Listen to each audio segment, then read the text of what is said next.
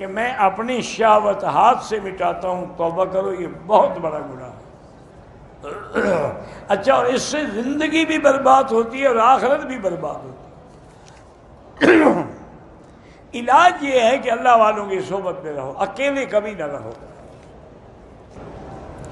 آپ ایک لڑکی کو پسند کرتے ہیں، اس کے لیے کیوں عمرہ کرو گے؟ تمہاری بہن لگتی ہے، ماں لگتی ہے، پسند کرنے سے تمہیں عمرے کا کیا شوق ہو گیا؟ یعنی آج کل عمرہ لوگ اپنی معشوق کے لیے کرتے ہیں۔ انا للہ و انا الیہ راجعون، لا حول ولا قوت۔ تمہیں خدا کے کعبے میں آ کے یہ ڈر بھی نہیں آتا کہ میں کس کے لیے نیت کر رہا ہوں؟ ایک عورت ہے، لڑکی پسند کرتے بھی، تمہارا نکاح نہیں ہوا، تمہارا کوئی رشتہ نہیں بنا اس سے، پسند کرنے سے کیا ہو جاتا ہے؟ غسل کے دوران وضو کیا، وضو کر کے میں اپنے کمرے میں آیا، کپڑے پہنے، تو کپڑے پہننے کے دوران میری بیوی کی نظر اگر میری شرمگاہ پہ پڑے تو وضو ٹوٹ جائے گا۔ نظر اس کی پڑی ہے، وضو تیرا ٹوٹ جائے گا۔ نہیں، مقصد ہے کہ دماغ خراب ہو گیا یا ویسے مجھے تنگ کرنے کا کوئی شوق ہے؟ بی بی ٹیسٹ ٹیوب رکھوانا جائز ہے، بہرحال اگر اس میں مادہ خاوند کا ہو پھر جائز ہے، اگر کسی دوسرے مرد کا ہو تو پھر حرام ہے۔ بہرحال کام نہیں ہو رہا تو زیادہ سے زیادہ استغفار پڑھو۔ اگر آپ یقین کریں کہ 2000 دفعہ روزانہ استغفار پڑھو، اول آخر ایک تسبیح درود شریف، تو آپ یقین کریں 1 مہینے میں پہاڑ جتنا قرضہ بھی ہو تو اتر جائے گا۔ نماز میں اگر موبائل کی گھنٹی بجنے لگے تو اس لیے بند کر دیا کرے نا، کیوں بجنے لگے؟ یہ تمہاری زیادتی ہے نا۔ نماز سکون کا نام ہے، نماز خشوع کا نام ہے، نماز خضوع کا نام ہے۔ آج ہی میں ایک حدیث میں واقعہ پڑھ رہا تھا کہ میرے آقا رحمت دو عالم صلی اللہ علیہ وسلم سفر میں تھے، تو راستے میں ایک وادی آ گئی، وہیں رات کو پڑاؤ کرنا تھا، تو حضور نے فرمایا آج کون پہرا دے گا؟ ایک صحابی انصاری کھڑے ہوئے، ایک مہاجر کھڑے ہوئے، انہوں نے کہا حضور ہم پہرا دیں گے، کیونکہ اصولی بات ہے کہ حفاظت اللہ کرتا ہے، لیکن اسباب پر عمل کرنا ضروری ہے۔ یہ بات نہیں کہ پانی نہ پئیں اور کہیں کہ پیاس بجھ جائے، نہیں، اسباب پہ عمل کریں، باقی بجھانے والی اللہ کی ذات ہے۔ تو 2 صحابہ کھڑے ہو گئے پہرے کے لیے، پھر انہوں نے کہا کہ دیکھو اگر ہم دونوں جاگتے رہے تو ہو سکتا ہے کہ نیند غالب ہو جائے اور دشمن کو موقع مل جائے۔ ایسا کرتے ہیں کہ آدھی رات تم سو جاؤ، میں پہرا دیتا ہوں، پھر آدھی رات کے بعد اٹھ کے تم پہرا دینا، میں سو جاؤں گا، تو اس طرح نیند بھی پوری ہو جائے گی اور پہرا بھی صحیح معنی میں ہوگا۔ ایک صحابی سو گئے اور انصاری جو تھے وہ کھڑے ہونے کہا ایسے تو کھڑا ہوا، نماز کیوں نہ پڑھو؟ نماز پڑھنی شروع کی، دشمن انتظار میں تھا، اس نے دیکھا ایک بندہ کھڑا ہے، اس نے تیر مارا، حضرت کو تیر لگا، نماز نہیں چھوڑی۔ دوسرا تیر اس بدبخت نے مارا، پھر بھی نماز نہیں چھوڑی۔ تیسرا تیر جب اس نے مارا تو پھر جلدی سے آپ بیٹھ گئے، سلام پھیرا رکعت سے، ساتھی کو کہا کہ مجھے تیر لگے، اٹھو بیدار ہو جاؤ، دشمن ہے۔ اب جب دوسرا صحابی کھڑا ہوا، دشمن نے سوچا کہ یہ تو 2 آدمی ہیں، میں غلط سمجھا ہوں کہ ایک ہے، وہ بھاگ گیا۔ اس نے دیکھا وہ تو خون و خون تھے، 3 تیر لگ چکے تھے۔ انہوں نے کہا اللہ کے بندے، یہ پہلا تیر لگا تھا، مجھے اس وقت نماز چھوڑ دے۔ انہوں نے کہا میں قرآن کی سورت پڑھ رہا تھا، میرا دل کرتا تھا یا سورت پوری ہو یا پھر میں مر جاؤں، اس لیے میں نے نماز نہیں توڑی۔ تم موبائل کی گھنٹی لے کے آ جاتے ہو حرم میں اور پھر سمجھتے بھی ہو کہ ہم عمرہ کر کے آئے ہیں، ہم طواف کر کے، کوئی فائدہ نہیں ان کا اگر ادب نہیں ہے۔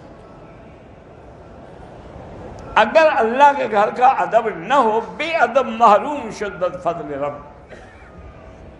بے ادب لوگ جو ہیں وہ اپنے اللہ کی نعمتوں سے، اللہ کے دیے علم سے ہمیشہ معلوم رہتے ہیں۔ جو طلباء اپنے استاد کا ادب نہ کریں وہ کبھی عالم نہیں بن سکتا۔ حضرت مولانا ادریس خان دہلوی رحمۃ اللہ علیہ جو بہت بڑے محدث تھے، مفسر بھی تھے، تفسیر معارف القرآن بھی لکھی انہوں نے، وہ درس دیتے تھے، لاہور میں بیٹھے درس پڑھا رہے ہوتے، تھوڑا دور ان کے استاد تھے مولانا رسول خان، جو کبھی ماشاءاللہ دارالعلوم دیوبند میں صدر مدرس رہے، پشاور کے تھے، پٹھان تھے، استاد الکل تھے ہر فن میں۔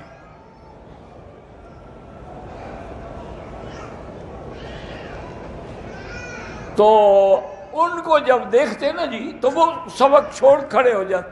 میں نے کہا حضرت جی سلام علیکم، السلام علیکم، تو طلباء ہنستے کہ بوڑھا آدمی ہے، پر ان کو پتہ ہی نہیں، وہ تو جا رہے ہیں کس کو سلام کریں۔ کہتے ہاں ان کو پتہ نہیں، میں نے تو دیکھ لیا نا اپنے استاد کو، میں کیسے بیٹھ سکتا ہوں، میں نے تو ادب کرنا ہے، وہ نہ سنے نہ دیکھے۔ تو اس طرح ادب ہوتا تھا ان کے دلوں میں۔ اگر کوئی آدمی، آج کل تو تم قرآن کو بھی جوتے پہ رکھ دیتے ہو، تھیلی میں جوتے ہیں اس کے اوپر قرآن رکھا ہوا ہے، ان کا یہ عالم تھا کہ اگر حدیث کی کتاب پہ کسی نے منطق کی یا فلسفے کی کوئی سلم یا قطبی یا کوئی کتاب رکھی، اٹھا کے کہتے کیا ظلم کر رہے ہو، حدیث پر اس کتاب کو رکھ رہے ہو، تمہیں ادب نہیں ہے۔ تو اس طرح کا ادب ہوتا تھا ان کے اندر۔ ہمیشہ یاد رکھیں کہ جب بھی حرم میں داخل ہوں موبائل کو فوراً سائلنٹ پہ کر دیں، تاکہ اگر کوئی کال آئے گی بعد میں دیکھ لینا۔ نماز میں دیکھنے سے تو نماز ختم، عمل کثیر ہے۔ البتہ یہ ہو سکتا ہے کہ اس کی گھنٹی ایسے کھڑے کھڑے بند کر دیں، دیکھیں نہیں، نکال کے دیکھو گے، پھر تو تمہارے دونوں ہاتھ مشغول ہو گئے۔ اب جب دونوں ہاتھوں سے عمل کیا جائے تو حنفی مسلک میں تو عمل کثیر ہے، نماز باطل ہو جاتی ہے۔ اس لیے ہمیشہ احتیاط کریں، خدا کے لیے بڑے اہتمام سے۔ اور دیکھیں ابھی یہ آپ آیت پڑھ رہے تھے کہ مومن کی نشان یہ ہے کام کر کے، نیکی کر کے بھی ڈرتا ہے کہ قبول ہوگی کہ نہیں ہوگی۔ ایک دفعہ ایک اللہ والے آئے، مقام ملتزم پہ کھڑے تھے دعا کے لیے، تو ان سے آگے ایک آدمی اور بھی ملتزم کو لگا ہوا تھا۔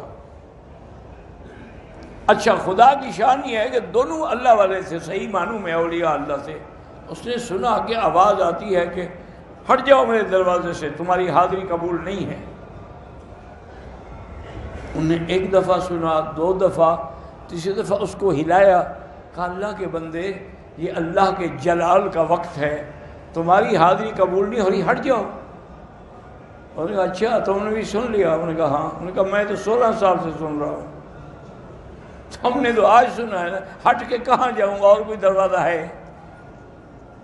جب اور دروازہ کوئی نہیں، مجھے کہہ دے ہٹ جاؤ، کدھر جاؤں؟ فوراً آواز آئی کہ تیری 16 سال کی عبادت منظور۔ تو اصل چیز وہ ادب ہے، وہ احترام ہے، جو آدمی کو اللہ قرآن کا ادب نہ ہو، حدیث کا ادب نہ ہو، کبھی سمجھ نہیں آئے۔ اس لیے ہمیشہ خیال رکھا کریں، اللہ نے چند دن دیے ہیں تو ادب سے گزاریں۔ سر کے بال بیچیں حرام ہے، تمہارے پاس اللہ کی امانت ہے، تم مالک تھوڑے ہو اس بالوں کے۔ اللہ نے جو تمہیں دیا ہے، آنکھیں دی ہیں، ہاتھ دی ہیں، سب اس کی امانت ہے۔